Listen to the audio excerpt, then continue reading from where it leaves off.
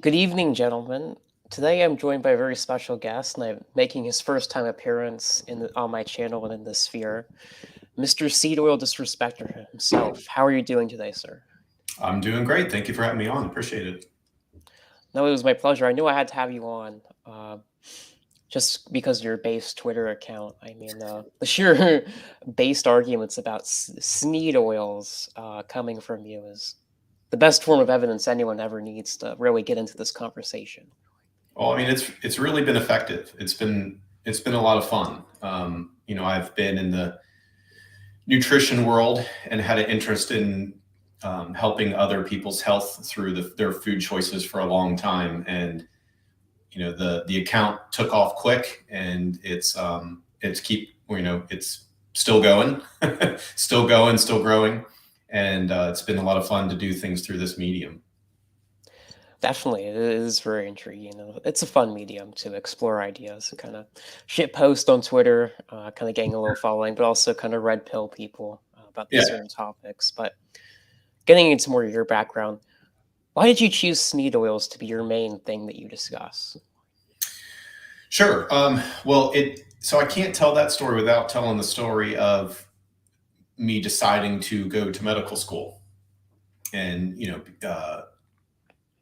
getting into human physiology and pathophysiology and chronic diseases. And, like a lot of folks in the fitness world, the nutrition world, the, alternative health world, you start to read about how the dominant diseases that we have are caused by our lifestyle choices, which seems evident to a lot of folks. But then you turn on the news and you see government officials saying obesity is a genetic disease. So it's more than ever now we need to keep hitting that drum that obesity is not just a genetic disease. You're not just born with it, but it is predominantly the choices we make.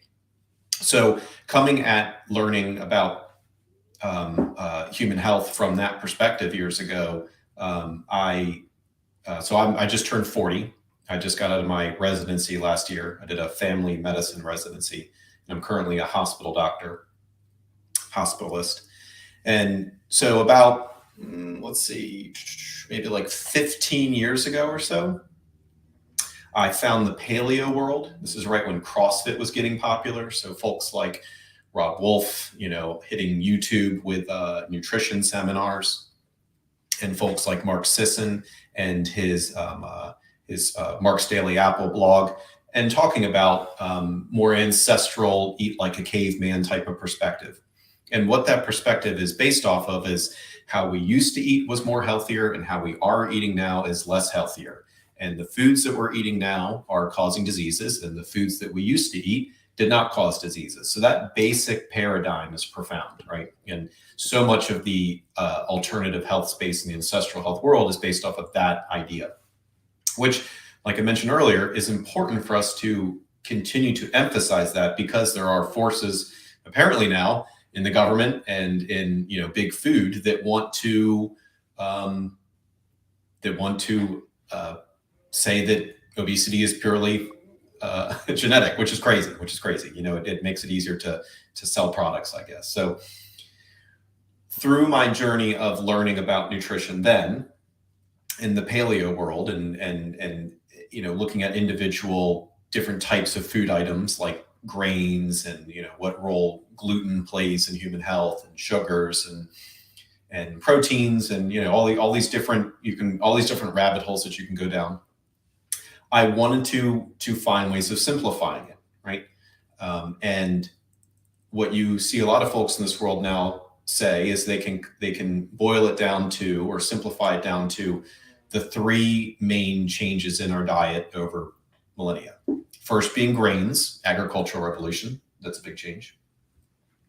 Number two being sugar, right? The ability to refine and consume large amounts of sugar. That changed a lot of things. And the third being industrial seed oils, as we called them 50 years ago. And now, down to the more trendy and easy to remember and discuss seed oils, just vegetable oil. So those are refined oils made from the seeds, predominantly of corn and soy and canola and rice bran and other things like that. So if you asked me 10 years ago, or you asked me 15 years ago, what were the big changes? I would have told you. I would say it's grains and it's sugar and it's vegetable oil. Now I'm not unique at all in saying this. A lot of folks are saying this. So that's my long-winded way of saying, why did I get onto the seed oils? Well, when I started medical school about 2014, I got way too busy to continue to stay abreast of all the, ancestral health symposium and so-and-so's new book and what are the new blogs and what are all the new videos coming out. I was just hustling, passing my classes in medical school, and then all the clinicals and then residency. And I thought I knew enough to be dangerous. And I did. I did know enough to be dangerous. But if you were to ask me, what did you tell patients? I would tell them to do a Whole30, which is a pretty popular, basically like a rebranding of the paleo diet, because elimination diets are powerful, and having people emphasize good quality protein and eliminate other things from their diet can do tremendous things with reducing or eliminating chronic diseases. But the aha moment for me was when I plugged back into this world not too long ago, just 2021. It was summer, not even 2 years now. I plugged back into the world and started reading up more on seed oils because I actually, quite frankly, noticed more people were talking about it. And then it caught me off guard. I'm like, why are people talking about seed oils? This is like a very niche thing. And to even call them seed oils, like I said, over a decade ago, we would have referred to them as industrial seed oils. That's what the blogs and the books were referring to. And it just wasn't a sexy thing. It wasn't a very popular thing. If anything, some programs would even downplay the role of seed oils. They would say, well, if you have to go out, we want you to, get rid of the bun, but, get rid of the gluten. But, if you have a little bit of seed oil and something, it's not a big deal.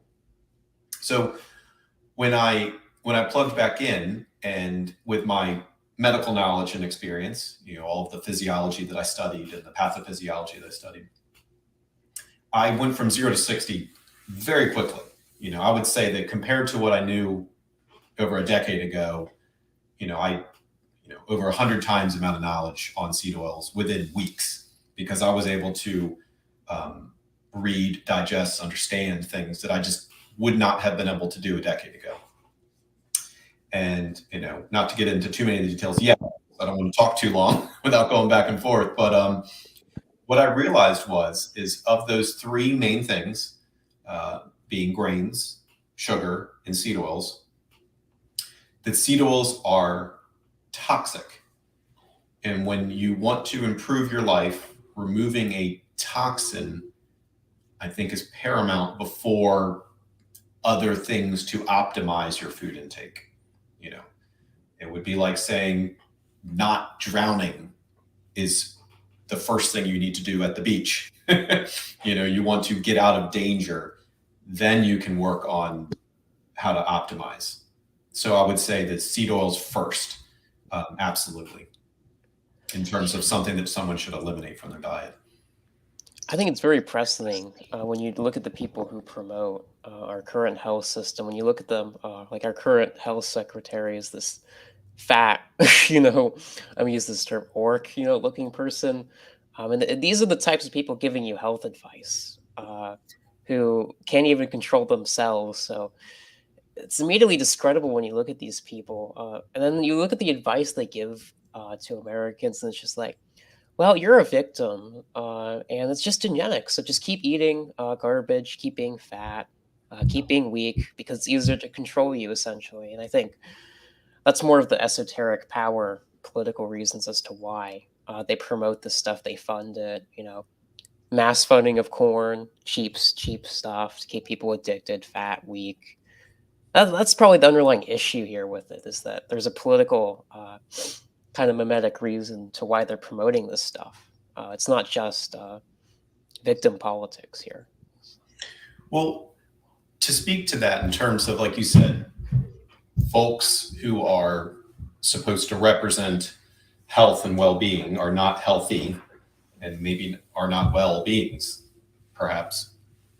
And that is because it's so commonplace. We've normalized obesity, and I think that I think most things happen from momentum and not malice. I mean, there are absolutely malicious players along the lines, along the way of things being developed in terms of saturated fat being demonized, polyunsaturated fat being promoted, the food guidelines that we have nowadays, the kind of crap that kids can eat in school. Like there are absolutely folks that don't have the best intentions in mind involved at certain levels. But the saddest thing is not that malice and it's not that misguided, those misguided players, but it's just how normal it has become and just the momentum and the normalcy of it. And I like to speak to how that's happened. And I think that the way that's happened is cheaper, mass-produced food slowly becoming more commonplace. It's been and I've talked to folks who, give the benefit of the doubt and they say it's a good thing. It's a good thing that people can afford food. And I would agree, but it's gone too far. And it's gone too far now to the point where, what's the joke about America? You're never less than 5 minutes away from a snack, right? You can get seed oils. They're an arm length away at any point in time, something that's just, low nutrient, sugary, seed oil filled crap everywhere. And it's become so normalized now, partly because of the economics and how cheap it is. But we've also you've probably seen me on Twitter rail against the calories in, calories out phrase and that concept, that narrative, which is like, it's just a gas tank and you put gasoline in and then you use the car and gasoline comes out. And what that concept has done is it has framed obesity and chronic disease as a personal failing. And while knowledge and discipline can get you out of that, I don't think it's a lack of that has put people in that. I think it's just the normal environment. You grow up and you go to the grocery store and you buy stuff that tastes good and you go to restaurants and you order things that taste good. And I think that the food being toxic is how people become 150 pounds overweight and on 15 medications and developing terrible diseases. I think that if we had different ingredients in the food, and I emphasize seed oils for good reasons, I don't think that people would be that overweight. And I don't think that we'd have anywhere near the disease burden. Just even with people with free will, even people out there eating delicious food, if we didn't have seed oils out there, people would not be as overweight, they would not be as sick, they would not be as hungry, and they wouldn't nearly have the same disease burden that we have now. So I don't think it's just a matter of people are sloppy. I don't think it's a matter of people are eating too much. I could speak more specifically. No, there's definitely something that's got to be more than that. Because when you look at people and you post images, people in like the 70s and 80s, like compared to just then and now, it's like, well, the food choices and calories were probably about around the same. But so, it's like, it's not just calories here. There's got to be something else. And I wonder what it is that's causing like my 600-pound life to be commonplace. And like by 2040, I think it's like, what is it, 50% or more of this country will be obese? Yeah, I mean, exactly. When you get those kind of numbers, you have to think the well is poisoned, right? When it's also in commercial recently, it was like, some crazy number of people are pre-diabetic. It's like, well, shouldn't that make us think that something is wrong? And it's not a matter of we're not all running. It's not a matter of we need to go to the gym. It's not a matter, something is poisoning us in order for this to happen. Those aren't normal numbers. That's not just, gluttony has existed for as long as as long as someone has had access to lots of resources. Some people can be gluttonous, but that does not explain the level of obesity that we have today. I don't attribute everything to seed oils. My narrative and my argument and my propaganda, the good kind that I talk about on Twitter, is that seed oils are the dominant player. It's a major player. One of my stances is that the 80-20 of nutrition, that concept of 80% of effort gets you most of the way, or just also you could say that your average person would love to have an 80-20 approach to nutrition and fitness and a lot of things, right? They're not everyone is the all-out David Goggins type, in terms of their fitness approach, and not everyone is like complete paleo or carnivore or something. So my argument now is that being completely seed oil free is the 80-20 of nutrition. If you're going to eat fast food on the weekends, you're overdoing it. And that's because eating fast food on the weekends can be like eating an oil of 100 ears of corn. It's insane. It's insane the amount of concentration goes into place of casual consumption of seed oils. And then from a naturalistic point of view, you can get people's attention with that. When you tell them, so many tablespoons, was it 5 tablespoons of corn oil is 100 ears of corn, or like over 3,000 sunflower seeds. That doesn't pass the smell test. It gets people interested, right? And that's why I post that picture so often. I would love that to be common knowledge. I love, you to be able to bring up seed oils to a stranger, at a park and have them go, yeah, isn't corn oil like 100 ears of corn for, if you, I would love for that to be commonplace. And I think that's possible because in residency for me, when I was working with just everyday folks in Eastern Kentucky, where I did my residency, the most average Americans, right? They knew what gluten was, right? They were, coming off and, oh, that's a protein in bread, and that, they could give you details, right? 15 years ago, when I was first learning about this kind of stuff, that was a very esoteric word, I think that seed oil free is going to grow in popularity like gluten free, and more people will become aware of these things. And that's important. So I focus on a very few things on the timeline, that I post about, because I just want it to become common knowledge. I want people to share that with their friends and family and talk about these things. Definitely, and that's very important. So we get as many people off these absolute disgusting, factory oils that are in fact engine oils. You do say that is an actual fact. You can use them in diesel cars as fuel, certain models. Even in the farm equipment, I believe you can use the stuff as fuel.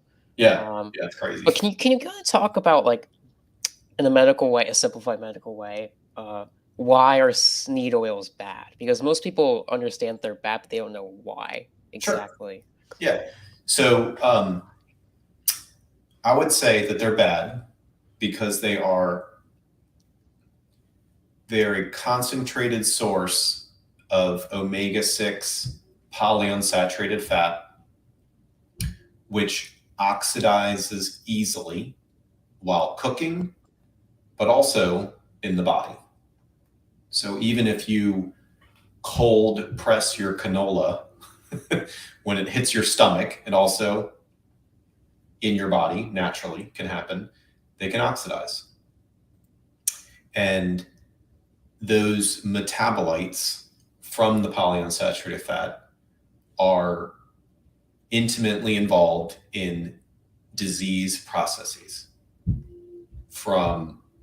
It can make people hungrier with the activation of the endocannabinoid system, So if anyone is familiar with cannabis, which gives people the munchies, omega-6 can become another metabolite that makes you hungrier, that activates those systems.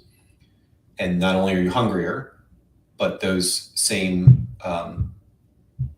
factors in oxidative stress leads to insulin resistance.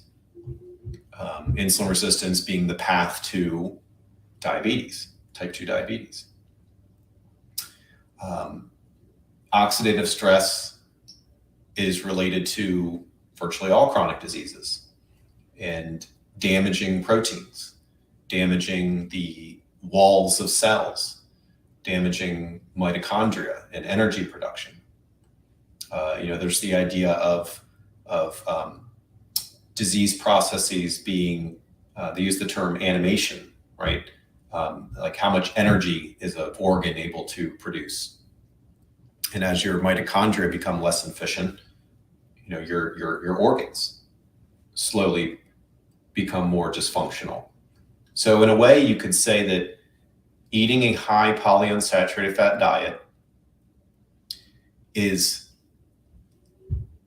leads to cellular rust. That's a term I think that should be really popular because of the potential for oxidation. And clearly, if it's oxidized before you eat it, that is much worse. Anyone off the street, if you ask them about, how healthy is a French fry, right? They're gonna tell you that it's, oh no, that fried food's terrible for you. Why? Because it's terrible for you primarily because of oxidized products, and they're linked to cancer and other chronic diseases and autoimmune diseases. Is very well documented, and I'm happy that this is starting to pick up more in the mainstream, and more folks are talking about this.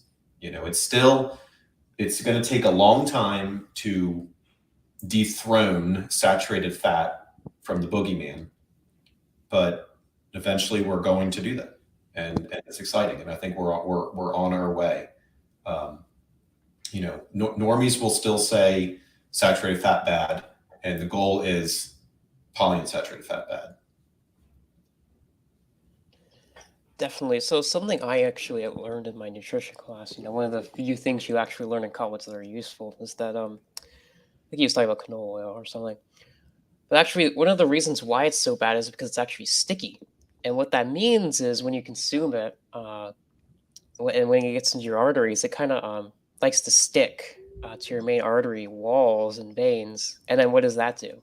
Well, that causes irritation and inflammation. So your body tries to fix this by sending white blood cells to kind of fix this problem. However, there's just like too much of the seed oils for your white blood cells to get rid of it.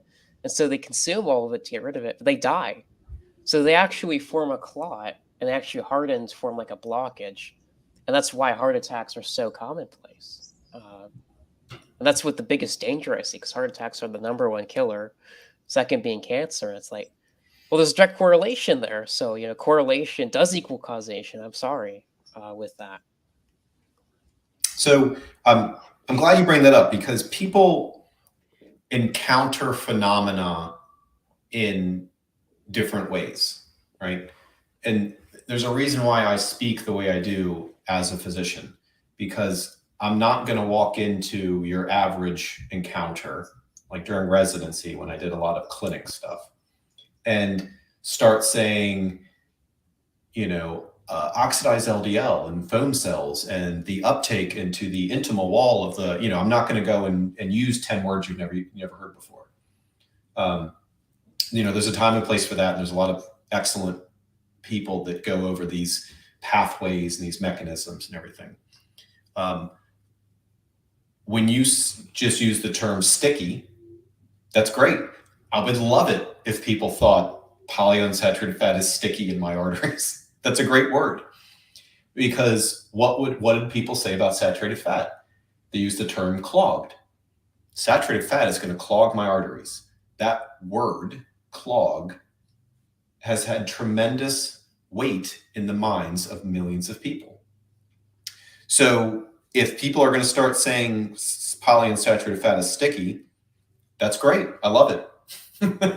Anything that is a negative word that's going to, be attached to is great. Now, if we want to get specific, I would say that and it is important to get into some of the details. That LDL, and when I do get into details, I like to piggyback on things that people already know. So your average person is aware that supposedly LDL is referred to as the bad cholesterol. Right? When you go to your doctor, they're going to look at your LDL levels on your cholesterol panel, and they're going to have different reasons why they're going to say it needs to be at this number or that number, and that number keeps changing, because they don't really know, right? And the reason why that number keeps changing, I would say, is because it is primarily a quality issue rather than a quantity issue. And the LDL that is bad, the LDL that is sticky, right? And I love how you say sticky, because it means that it's not moving along and then it gets stuck somewhere. And the LDL that's bad is oxidized by definition by omega-6 fats. So the lipid peroxidation, so the oxidation of these fats. And then those white blood cells eat them up, right? Your immune system. And you start to have that sticky phenomena that you're talking about, right? The coronary artery disease. And then you can get a plaque, and that plaque can completely block off an artery, or can rupture and can cause a heart attack, MI, a myocardial infarction. And if it wasn't for those oxidized LDL from polyunsaturated fat, you wouldn't have that disease process. And so I think that's a tremendous thing. I've never heard that term before, but I would love it if people were saying polyunsaturated fat is sticky. I might actually use that in some of my propaganda. I'll try to tie that word in. I think that's good. Yeah, this is the term he used, and I was like, yeah, that actually makes sense. Yeah. But also another thing that you actually mentioned I like was about acne, because you sent an image of this girl and they're like her bathroom. It looks like a pharmacy, and you're just like, stop eating seed oils. Maybe your face won't be full of pepperoni. Can you talk about why that is? That's an interesting point that I saw you mention on Twitter. So I have not read research on the acne portion lately, so I'm not going to pretend. But I do know that acne is related to hormones, right? So good hormonal health is helpful. And just anecdotally, the folks that quote unquote clean up their diet, however you define that, which I would define that as being a low polyunsaturated fat diet, is tremendously helpful for hormonal health. That paradigm is opposed to the cleanliness paradigm, where people think that they need 10 different cleaners on their skin, right? And then you have other folks that clean up their diet, and they get sunshine, and they get sleep, and they get good nutrients from animal protein and sources, and then their skin looks better, right? So those are drastically different paradigms, narratives, right?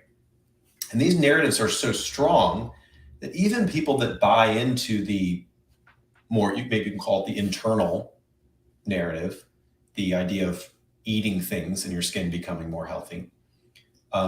Even folks in that world, it can take them a while to give up the other idea, right?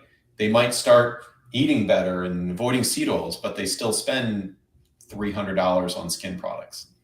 And there might be some merit to some of these things, right? But how important is your diet for your acne, as opposed to what cleaners you use? So of course, folks like me would say that it's tremendously important, and that just goes into um, that hormonal health. The way I've heard it explained is this, it's kinda like a bonfire, basically, the crappy shit you eat is like pouring gasoline, and when you're trying to use, acne products, on your face, it's like, having, like, a toy, water cannon and trying to squirt it to put out the fire as you're pouring gasoline on it, so it's counterproductive, you're never actually going to put out the fire because it's not enough. Um, Yeah, I remember years ago with the paleo diet, people using the analogy of talking about chronic inflammation, of like if you've got little fires all over the town, then you don't have enough firefighters out there to put it out, right?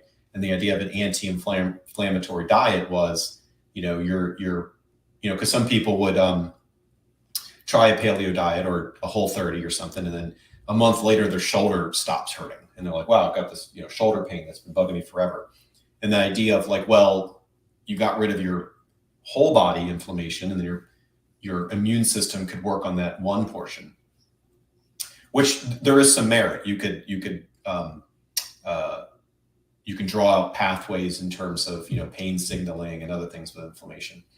But the more I look into this, it's tremendous. Where how do people define that word inflammation? Right? We've been hearing that forever. Some folks have grown up in that, and some people my age, they remember that popping up in the 2000s or so, and everyone talking about anti-inflammatory. So my argument is that the polyunsaturated fat is the inflammation that gets oxidized, obviously. And it's important to note, because there's a lot of nitpickers, an omega-6 fatty acid becomes dangerous when it gets oxidized, right? It's like, kindling is dangerous when it lights on fire, right? Or a flint rock or something, right?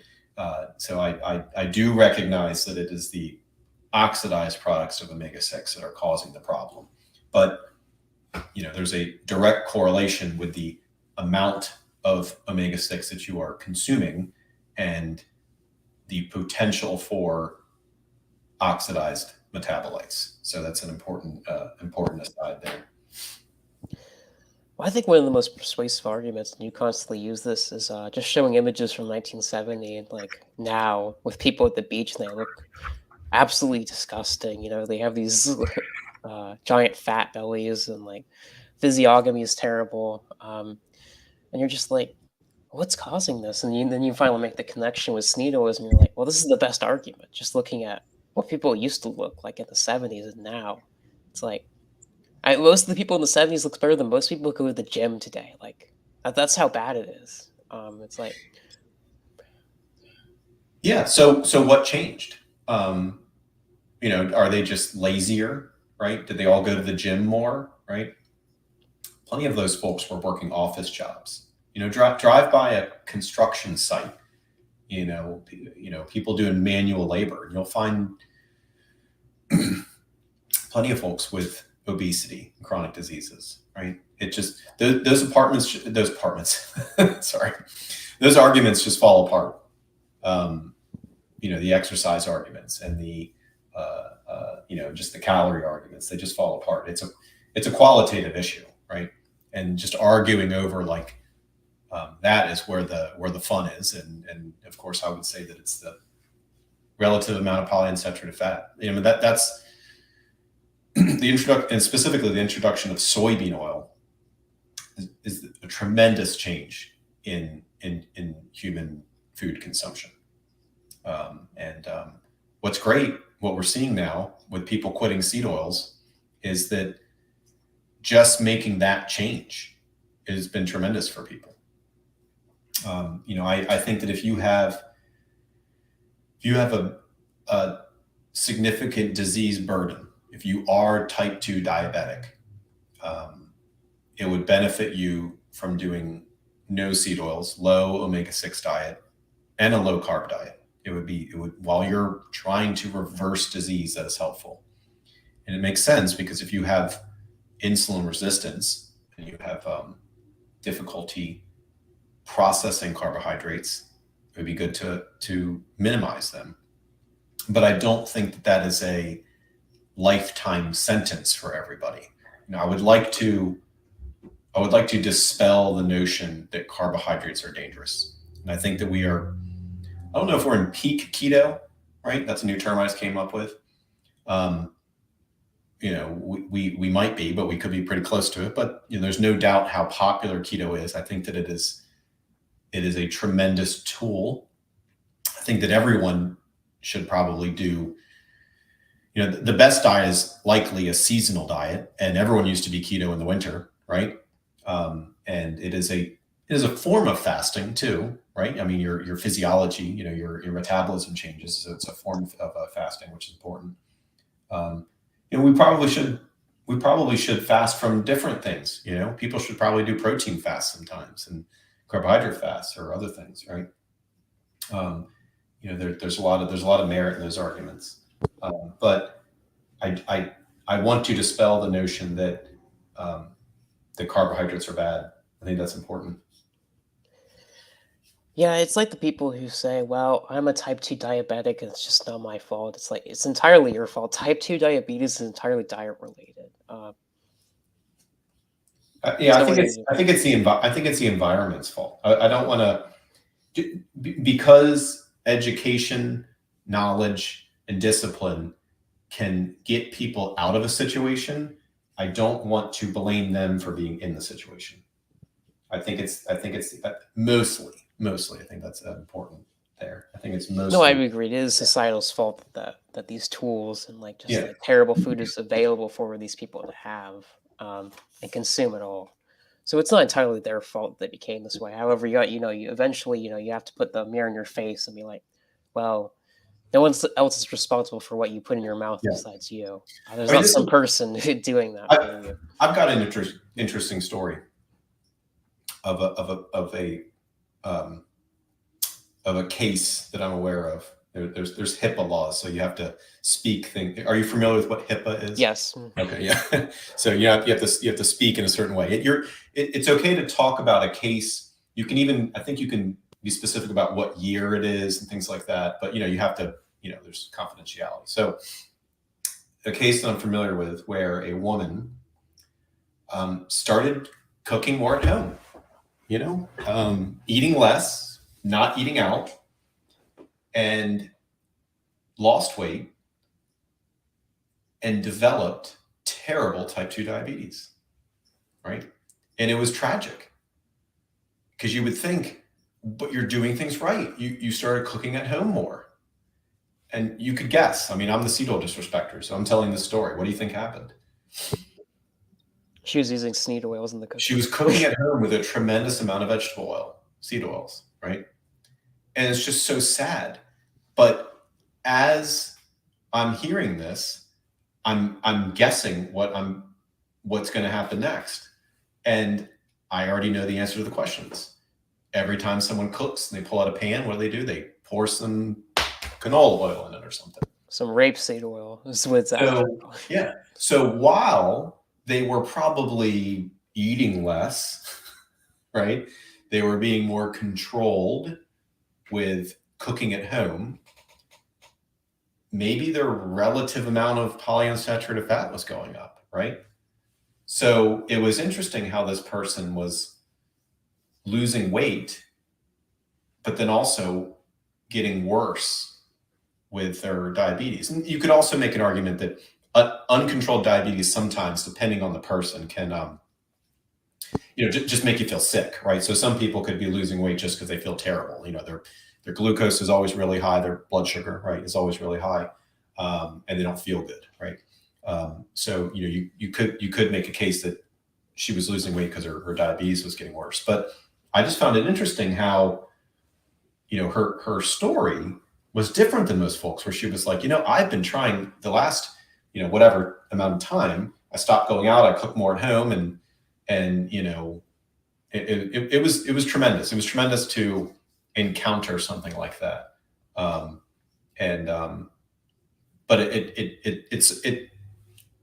it pans out, right? It supports the concept and the idea. Yeah, And we see the common denominator here. yeah, yes, exactly. And you can also see um, folks that do cook at home a lot, right?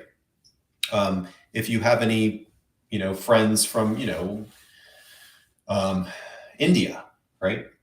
They have, let's say their mother or their family cook a lot at home, and a tremendous disease burden, right? And what do? They cook with seed oils predominantly, right? And so it's not just a matter of, oh, don't eat out. It's the common denominator. You have to look at the ingredients that we're talking about here, you know. Um, and So yeah, it's really sad to see people cooking at home and developing terrible diseases, right? And and I think that you can look at any diet out there, any topic, right, or any type of diet, and it could be a high polyunsaturated fat diet, even a carnivore. There's folks out there. That's where things get interesting.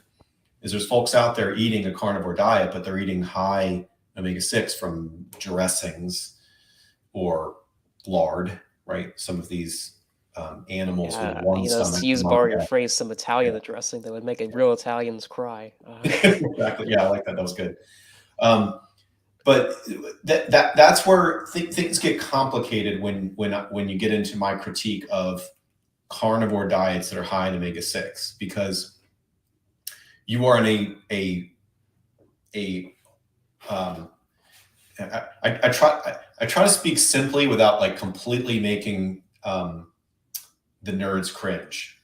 So I have to word this correctly. But a lot of folks are able to eat a low, and I hate using the term calories, but I have to state something by being very specific. Folks that do a keto diet, right, are able to mimic certain types of fasted states, right? Some of them are able to do a lower quote unquote calorie diet. And what I mean by that is, low food intake.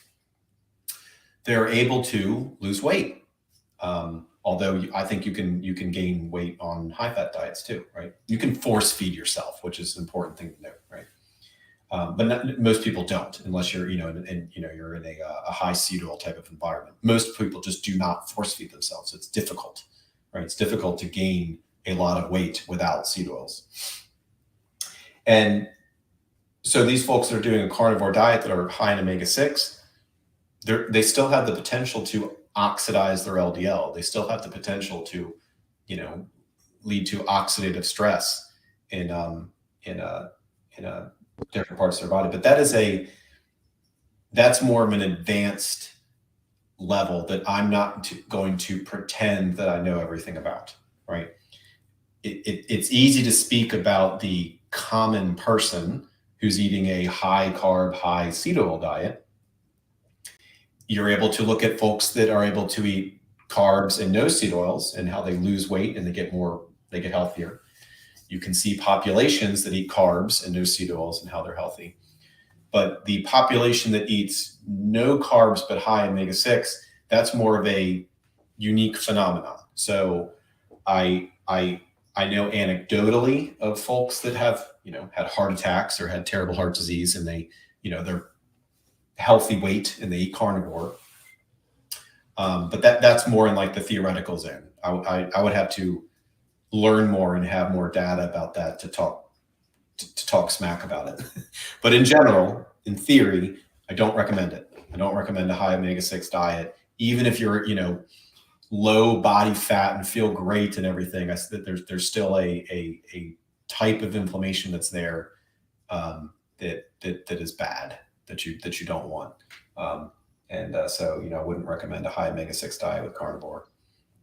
With that being said, we could talk about how terrible, rapeseed oil is. So just judging by the name, it sounds bad. All these other types of oils made with hexane chemicals and shit that Yeah, are terrible for you. But what should people be eating? What are the healthy oils? Because there's a lot of like confusion and nonsense about this on I YouTube, with know. people screeching about coconut oil and olive oil, and you got to do butter, beef tallow. And some people say no, it's just as bad. So, what do you think is the answer here? Do you think it's more complicated? Or do you think it's more simple? Just anything that isn't seed oils. What do you think is the answer for what So, actually is the healthy oil? a few days into making my account, I told my wife about it. I'm like, hey, I got to let you know, I started this account called Oil Disrespector, and I got 1,000 followers in the first 24 hours. And she's like, huh. She doesn't know anything about Twitter. But we both like talking to people about nutrition, right? We've never been, 100% gung ho on anything, but we've always been somewhat weird food people, someone that would be doing something a little differently. And like, you should make an account. If I'm Oil Disrespector, you can be the healthy oil respecter, right? Just some tongue-in-cheek funny name, right? And so she made her account, and my wife Ashley, and she's always been like about like maybe like around 50% of the amount of followers I have. So it's this cool duo that we have where I make memes and I push people away from seed oils, and she and we both run our accounts just like casually. Right. I make jokes that I'm not like the thread guy, right? I don't have anything scheduled. I don't even know how to do that. I'll have to look it up. I don't know how to schedule a tweet, right? If I'm working all day, I'm not posting, right?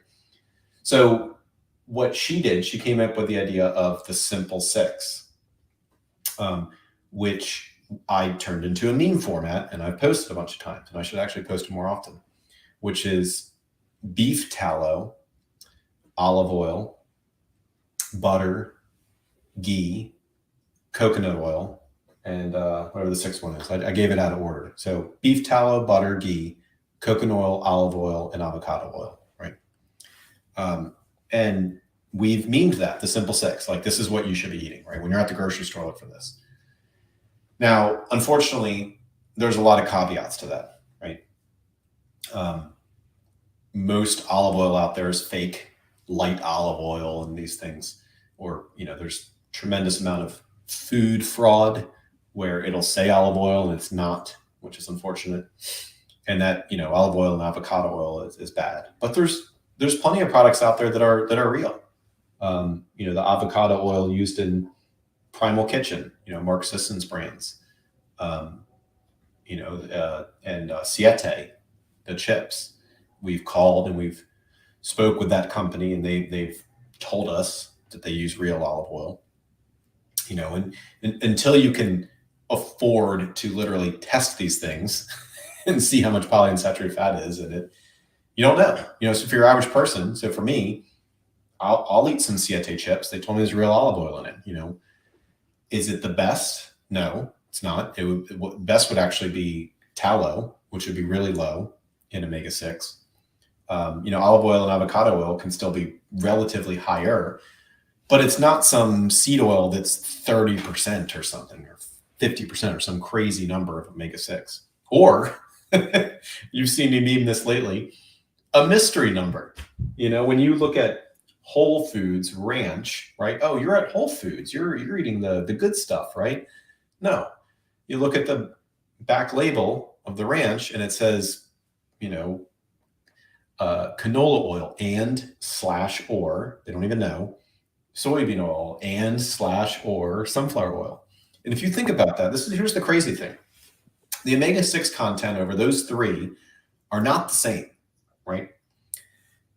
And then on the label, it says and/or, so they don't know. It's some sort of combination. But then they have the nerve to put the fat content on there, which they don't know, right? If it's and/or and they don't know, and they're all different, it means they have no idea how much omega-6 is in it, right? So I hope one day, decades from now, and I think we're going to get there for various reasons, that's something that people take seriously, of how much polyunsaturated fat is in my food. The labeling laws require the saturated fat because of the way it was demonized. So part of my mission is to replace that. I want people to be hyper focused on how much polyunsaturated fat they have in their diet, because it's cumulative, it adds up, right? It sticks around in your tissues. If you quit seed oils completely, if you eat a low polyunsaturated fat diet, right, it'll take 5 years, some good estimates, for you to get down to a normal level in your body, in your tissues. It takes a long time to, the half-life, right? To go through, was it 5 half-lives in order to get down to a minimal level. And so it's crazy. It's crazy how products like that can get away with that thing. So Yeah, it's kind of a meme how the FDA is actually just big sugar, big corn, big oil, with a different CEO, and they just kind of pay them to they do. say what is and what isn't allowed on the label. But Yeah. this is why you gotta check the label. It's more, this is what companies do. It's actually a very good advertising tactic. Is that you make the person feel like the product is actually healthy by the label. It comes in glass or it's in the refrigerator section, Yeah. which means it's high quality. And Yeah. that's something you just do in your mind automatically. But what Well, actually matters is the ingredients label. I really, it's been fun on the internet, all the different, red pill or pill type of analogies. Because when you become seed pilled, it really is. And I wish I knew what's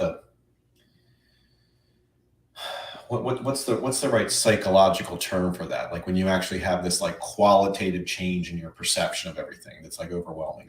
I wish I had a good term for that. Maybe I'll find that for these interviews. Probably realization, cunning realization. Yeah. When you become fully seed pilled, right, you just can't see things the same again. You're not just a few things. You realize that it's like everything is on its head. You realize that there's only a small percent of things that you should eat in the store or at a restaurant. It just becomes overwhelming. But then it starts to make sense. That's why everyone is sick. They weren't, at least predominantly, right? I'm not saying it's the only thing. I absolutely, ascribe to the idea that there's a cumulative effect of a lot of different things, right? But just quitting seed oils leads to a lot of benefits, right? And even in the context of eating more carbs, like myself, right? I eat bread, I eat sugar, I like to think of myself as a normie American in terms of what I eat, right? It would not be abnormal for us to just make grilled cheese sandwiches or make a sheet of brownies or something, right? But Yet you don't look like one of these people from Walmart. Yeah, I know. And I've slimmed out tremendously. And I posted about this the other day. My blood pressure is great, right? I should have mentioned this earlier. Part of my motivation to jump back into the nutrition world was that I thought I was the 80-20.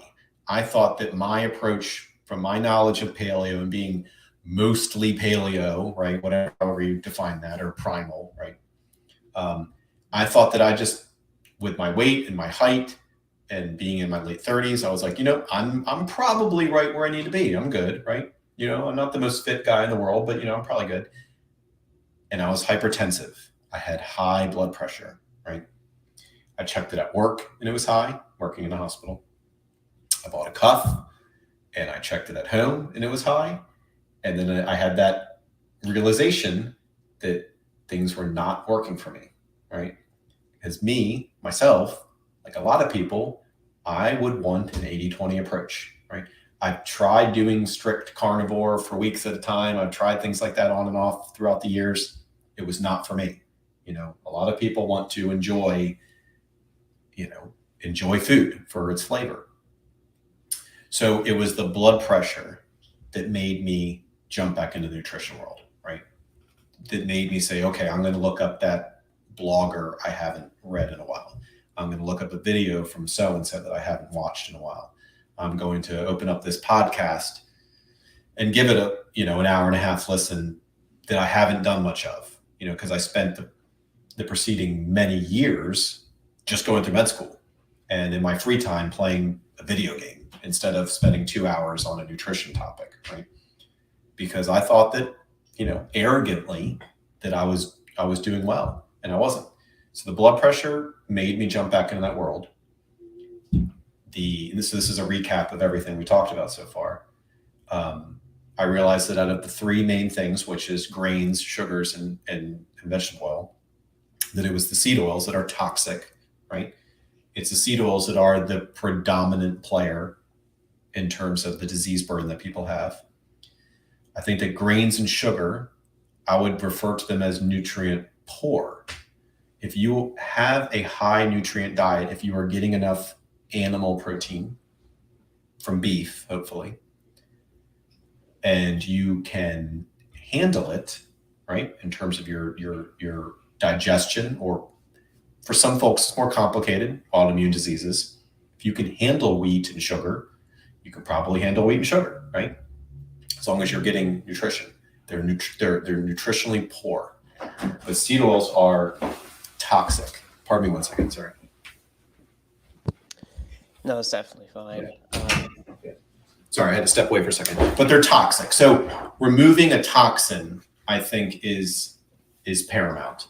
Yeah, stop drinking gasoline. This isn't a problem. It's like, people just like, it's like, I just have a problem with drinking gasoline. It's like, Exactly. stop drinking the gasoline. That's I mean, I would love for it to reach that point. What I think is going to happen in the future, the food scientists are aware of a lot of the problems with omega-6 and oxidation. They're bought off, so they're yeah. Well, so what's going to happen is they're going to develop very low omega-6 formulations, right? They're already working on it. They call it high oleic soybean oil, sunflower oil, high oleic canola oil. And that's a sleight of hand. They're saying high oleic, which is referring to the monounsaturated fat, the oleic fat. What they're really doing is they're trying to minimize the omega-6, but they're not going to emphasize how they're minimizing something that's dangerous. They're going to emphasize how they're increasing something that's good. So when you see high oleic, what they actually are doing is they're trying to make a lower omega-6. Now, some of them are actually pretty good. And this is where my activism comes into place. The high oleic sunflower oils can be pretty low in omega-6. I think something I read recently was like 6% or something. So, you could say that some sunflower oil is better than, some, olive oils out there, right? Or avocado oil. And that's where the agriculture argument is important and comes into play. I don't care how low they get their omega-6 on the seed oils, because it is still a terrible use of land, right? And if you are remotely interested or knowledgeable in soil health and agriculture, and the idea and the consequences of monoculture, right? When you've got acres upon acres of genetically modified corn that's all exactly the same, and you have complete scorched earth where you kill every single bug, in entire counties, that is not a sustainable model of agriculture, right? So I do not support, and I do not promote, and I won't be a promoter of high oleic seed oils, right? I would like to see seed oils go away. If we have, I want to promote the oils that are low in omega-6 and do not require that land usage. And as I was just saying, if you are knowledgeable or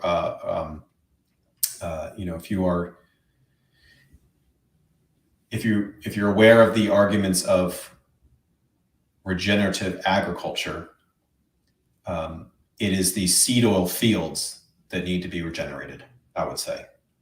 That's where we need to start. So reducing demand, God willing, it would be the fields of corn. It would be the fields of soy.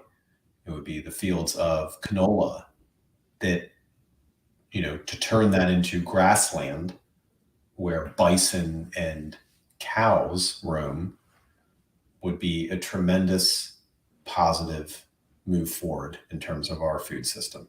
Now, this is all aspirational, right? I'm not a farmer. I'm not a rancher.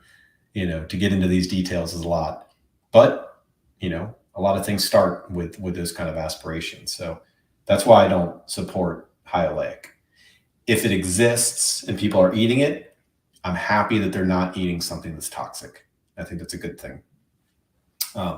But I have a suspicion that the mainstream will adopt the idea that too much polyunsaturated fat is bad, too much omega-6 is bad, probably right around the time that there's a commercial soybean oil that's low in omega-6, something along those lines. That's my suspicion right now.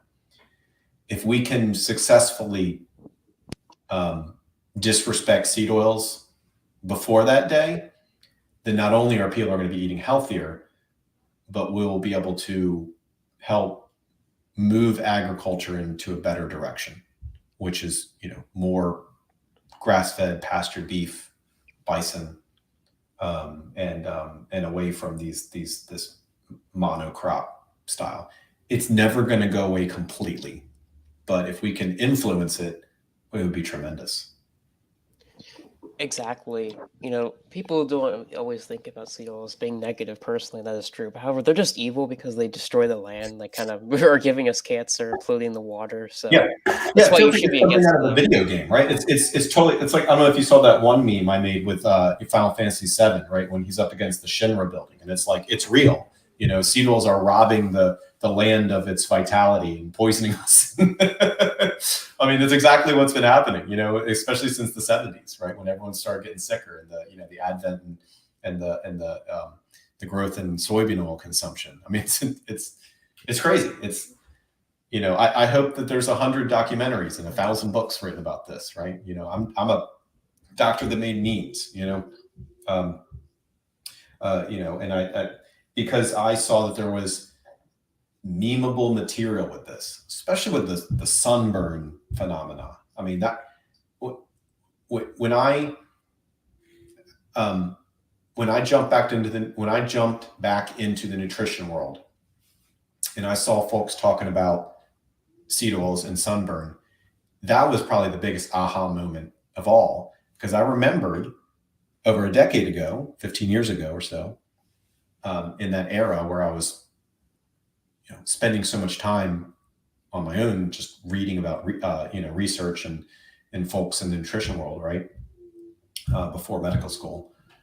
I remember people in the paleo world talk about tanning better, right, and not burning as much, but I didn't specifically attribute that to seed oils at the time, right? And all these years later, with the knowledge that I have now, I absolutely do. I can, like you said, the common denominator, and the mechanism is very similar to non-controversial side effects of things like certain antibiotics. If you get a tick bite and your doctor gives you doxycycline, an antibiotic, your doctor might say, stay out of the sun for a week while you're on this, right? Because you might sunburn worse. And you pull up PubMed and you look up mechanism of action, sunburn, dermal photosensitivity, doxycycline, right? You're going to see something along the lines of, this might happen because of singlet oxygen production and oxygenation. And it's the same thing, right? It's the same concept of oxygenation, oxidative stress, damage to cells, damage to proteins, damage to normal, immune function. It's that cellular rust that I was talking about. And you can pick any ology, you can pick any realm of physiology. You can almost open up any, chapter in a medical book, and it's relevant. It's relevant to so many disease processes that it almost seems silly, right? And hopefully one day we look back and we admit how silly it was that we got into this mess, that we ate this much, that we refined seed oils into a dominant food form, right? And hopefully we can tank their reputation before they, and it sounds funny, before they become healthy, because when they come out with healthy seed oils, we're not going to stop them. You're going to have to make people not want them for other reasons. When they give you a soybean oil that's 3% omega-6 or whatever, you're going to have a hard time defeating it, because then you're just going to have an environmental argument, right? Right now, they're unhealthy and the environmental argument. So, now's the time to strike. Definitely. And it feels like it feels that kind of the cycle, man. Strong men create good times create weak men create hard times. So if we want to Yeah, get back to the good times here, we kind of have to be strong. And the best thing you can do is stop chugging gasoline yeah, in your yeah, food. That's the simple. I mean, exactly. we can talk about you talk about sugar, and bread, but it's like stop eating the gasoline though. I mean, this is just kind of obvious here. Yeah, exactly. Yeah, yep. But with that being said, Mr. Seed Oil Respector, is there anything you'd like to kind of show or promote any projects going on to the audience? Yeah. Thank you for the opportunity. So we are making an app that we're calling Seedy, Seedy, right? And at its core function, Seedy will help your average person find what products at their grocery store are seed oil free, right? If you go into, people in different parts of the country are going to be listening to this, but if you go into Whole Foods or Walmart or even Target or Kroger or Safeway, right? You're just a regular guy that wants to find hamburger buns and maybe some other product, an ice cream or something, right? Not only you, but your normal family, your average everyday folks that just want to buy these things. The app will help you do that. Seedyapp.com, seedyapp.com. That's the site we have now. It should be out. It would be nice if we have this out next month or so. We are going to have it in test flight, so we can test it like any day now. We're just waiting on some things, and my wife manually has done 12 major grocery stores. It will have the ability for people to submit items, and so with the community helping it grow, I'm sure within the first year we'll have every store probably covered. And because the idea is not just you're the motivated nutritional nerd, right? But how do you get your mom to not eat pure soybean oil ranch, right? Well, you help her make grocery shopping lists, and an app that does that, I think, is tremendous. And the reason why we need an app like this is because seed oil free will be as popular as gluten free, but it will not as a trend, but it will not be embraced by the mainstream the way the gluten free was, because seed oil free is more expensive to make for the companies, whereas gluten free, it was easier to put some other type of filler in there. So within a few years, gluten free went from something you read about at a CrossFit seminar, nutrition seminar, to your grocery store at a gluten free aisle, and then they really embraced that. I don't think that's going to happen with seed oil free, especially with the big players knowing that there's going to be more high oleic formulations down the line. So these type of mass-produced monocrop oils, which sometimes I don't even know what's in it. If we're going to help people avoid them, we're just going to need lists.